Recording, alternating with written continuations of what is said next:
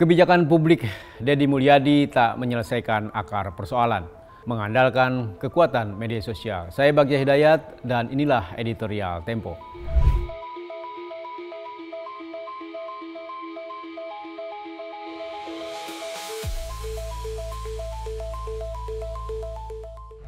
Gubernur Jawa Barat Deddy Mulyadi adalah contoh kepala daerah yang memakai logika simplistis dalam menerapkan kebijakan publik. Untuk meredakan kenakalan remaja, ia mengirim siswa nakal ke barak militer. Untuk memeratakan kesejahteraan, ia mengusulkan pembagian anggaran pendapatan dan belanja daerah kepada setiap keluarga.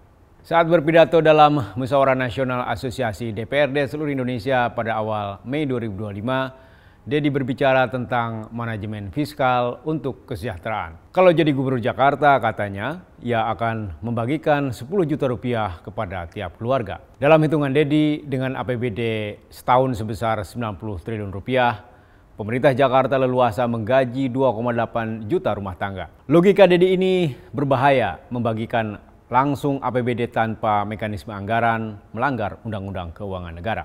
Undang-Undang Nomor 17 Tahun 2003 secara rinci mengatur APBD untuk pembiayaan dan belanja pembangunan. Memang ada mekanisme hibah dan bantuan sosial. Namun, hibah pemerintah diberikan kepada lembaga dan bantuan sosial dialokasikan untuk penduduk miskin. Di negara-negara maju, uang pajak kembali kepada masyarakat berupa jaminan kesehatan, pendidikan, infrastruktur, dan layanan-layanan dasar. Dengan begitu, setiap warga negara tentram mengejar penghidupan dan aktualisasi diri. Negara menjadi lembaga terpercaya mengelola uang publik untuk kemaslahatan bersama. Deddy Mulyadi dengan simplistis melihat publik sebagai benda statis yang tak akan bereaksi ketika mendapatkan intervensi kebijakan. Di depan para anggota DPRD itu ia menyebut pembagian langsung APBD sebagai keadilan fiskal untuk mempercepat pembangunan dan kesejahteraan. Barangkali karena Deddy Mulyadi terbiasa memakai cara instan menyelesaikan berbagai soal di masyarakat.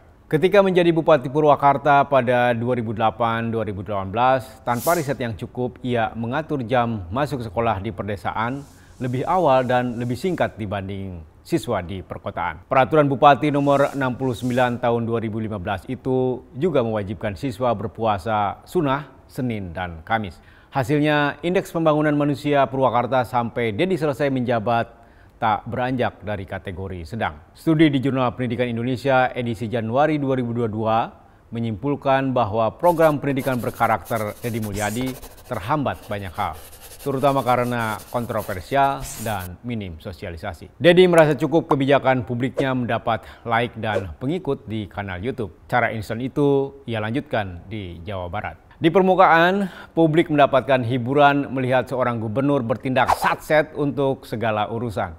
Ketika bertemu dengan orang miskin yang punya anak banyak, Deddy Mulyadi menggagas vasektomi sebagai syarat penerimaan bantuan sosial. Ketika Bekasi dilanda banjir pada awal Maret 2025, ia cabut izin area wisata di kawasan Puncak, Bogor, kendati bukan kewenangannya. Gaya kepemimpinan Deddy Mulyadi mungkin efektif menjaring simpati tersebab publik yang mudah silau pada pemimpin yang populis tapi tak menyelesaikan akar masalah. Dengan satu tim yang mendokumentasikan aktivitasnya serta bantuan algoritma media sosial, ia menyihir warganet terpaku di depan layar telepon. Ia punya fans yang setia memberikan pujian di tiap konten. Deddy tak ambil pusing dengan dampak psikologis dan stigma pada siswa yang ia kirim ke barak militer. Ia tak peduli keputusan dan kebijakannya dikeluarkan tanpa konsultasi dengan lembaga-lembaga politik dan menabrak aturan. Pembuatan kebijakan publik yang serampangan telah merusak tata kelola dan manajemen birokrasi. Perilaku one man show Deddy Mulyadi baru menyentuh gejala, bukan problem utama.